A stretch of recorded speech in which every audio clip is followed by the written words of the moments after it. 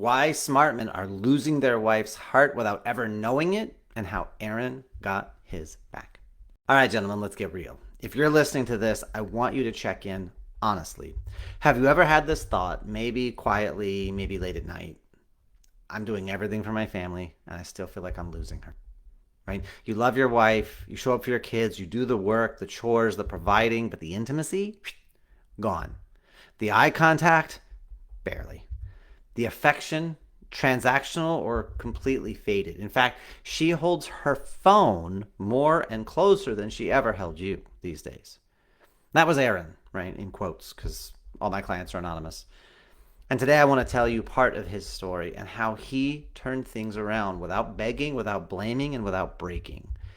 And I also want to talk about how most men lose this same battle. And we'll call the second guy Dude Bro, and we'll get to that in a minute. But two men, same ache. One took the throne, the other collects dust. So let's talk. When Aaron first messaged me, he didn't lead with ego. He said, I don't get it. I'm doing everything right. I work hard. I'm not mean. I take care of her. I handle the house, but she's gone. And he didn't mean physically or legally. She was gone emotionally, right? She was polite, but distant. She was present-ish, but unavailable. And every time he tried to bring it up, she would deflect and say things like, I'm just tired. You're tired. You're overthinking it. It's not that big a deal. The kids today were just so much. And here's the kicker, right? Aaron's a good man. He's successful, reliable, he's patient, he's not angry, he's not a dick. And he's completely unseen in his marriage. He had become what I call the silent servant, a man who does all the right things while slowly eroding presence and polarity and power. And it's not that she fell out of love with him, she fell out of feeling him, feeling them. They had become schedules and process and the day-to-day and what the kids are and where we need to and what's dinner and grocery shopping and cooking and cleaning and laundry. They became so much of process, they forgot what they were as a couple. They forgot who they were. And she stopped feeling him. She's just an extra set of hands. See, he wasn't truly leading in his family because genuine leadership is not loud. It's felt. It's aligned vision and values. It's rapport, connection.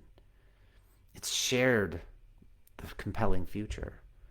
Somewhere along the way, she stopped feeling him. And now let's talk about where most dude bros fail to handle things. And of course, this is a generalization. It's not really real, except it totally is. And I'm not talking about a specific guy in the flesh. This is kind of the background of the main character, Jason, in my story, The Silent Throne. It's a short story about a man successful in the world, but comes home to an emotionally empty house. Right? Dude bro is qualified. Dude bro is respected. But dude bro never feels worthy to claim the throne to wear his crown. Right? Dude bro has to posture and make sure that you know that he knows how strong and capable and qualified he is. But why doesn't he feel worthy? And it's because deep down, dude bro believes he has to earn the right to lead, earn the right to respect every single day. And that's exhausting. And so instead of making decisions, he starts to defer. Well, what do you think? Well, what would work for you? And instead of setting the tone, he adapts. And eventually his children, they stop looking to him for guidance. And eventually his queen loses faith in him. And again, it's not because he's weak. It is because he is absent. And that is the subtle pain that is so rarely talked about. Good men who lead everywhere except in their marriage. And I'm not talking about this from some religious top-down forced domination, dominion, control. I'm talking from a genuine sense of, I got it, babe. I'm going to make it happen. So what changed for Aaron? Right? I didn't send him to therapy. I didn't give him a script. I didn't tell him to communicate better. I gave him the King Guide, King. It's a short, powerful manual built on 4 foundational moves. K, keep the frame. No more apologizing for your tone. Own it. I, integrate presence with playfulness and power in that order. She doesn't want a roommate. She wants to feel you alive, vital, creative, dynamic. That's what makes you attractive. That's what makes you a bright, shining light that she is drawn to. N, noble, being kind but not pleasing. You speak truth, not tiptoe. You give love without asking for permission, but of course without violating boundaries either. And G, grounded before giving. You stop over functioning, you stop smothering, and you lead from calm, not performance. Within 2 weeks of reading the guide and actually applying it, because knowing what to do and then not doing it gets you the same result as not knowing, right? But within 2 weeks of actually putting that into work, Aaron's wife started softening. She started to flirt with him again. She touched his chest and said, "You feel different." She said what Dude Bros Queen never gets to say: "You're back. I've missed you." So if you've made it this far, if you're still listening, I want you to hear this. You do not need to be perfect. You do not need a total life overhaul. You do not need to burn it all down and start over. You just need to take the throne again. But not with ego, not with force, not with weaponization. With king energy, present, playful, then powerful. Because that creates calm, safety around you and within you. And that's what she misses. When you get back to that place inside, you realize that's what you've been looking for this whole time, is trying to create safety, trying to create calm everywhere around you instead of simply embodying it, fucking being it. So here's what I want you to do. Real simple. DM me the word king, and I'll send you the same guide that Aaron used. No email opt-in, no spam. I'm not charging anything. This is the starting point of the path. You cannot accomplish the things you truly desire without awareness of where you are. And that's all this guide is to begin to create more awareness. This is not public work. This is a private recalibration. Nobody has to know you got the guide. Because when a man takes his throne, when he takes his seat in grounded power, everything shifts. Right? Ancient Greek philosopher and mathematician Archimedes, he said, "Give me a fixed point and a lever long enough and I can move the world."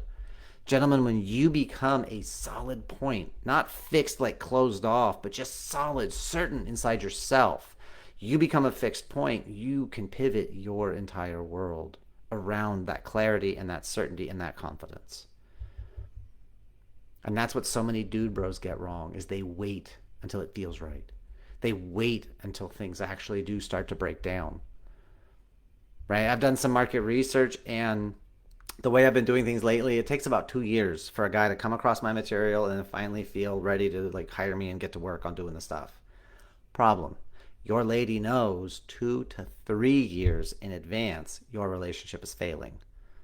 So that means if you wait until you're really on notice of oh, things aren't going good, she's already either done with the relationship, she's done grieving and she's plotting her exit, or she's already 2/3 of the way out the door. So you got a lot of damn work to do. So now I ask you, who do you want to be?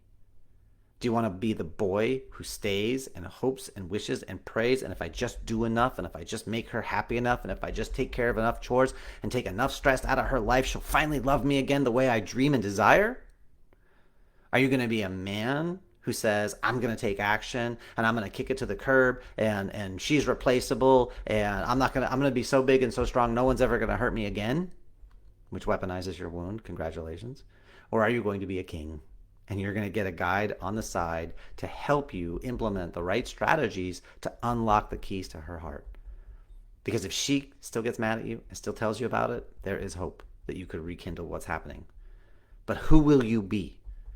The boy, the man, or the king? And if you're ready to take decisive action, DM me king and let's go. Maybe at some point I'll make this a free download, or I'll set up a landing page. But right now, I want to know who's asking for help so that I can show up as a guide on the side and help you with some accountability. The only question you need to ask yourself from this point forward is, do I want to be right, or do I want to get results? Because if you want to be right, keep doing what you're doing. But if you want results, if no thing changes, nothing changes. But burning it all down, that's overkill, my friend. You just need to tweak a few things. So DM me King today and let's get started. Make it a fantastic day, and I'll see you when I see you.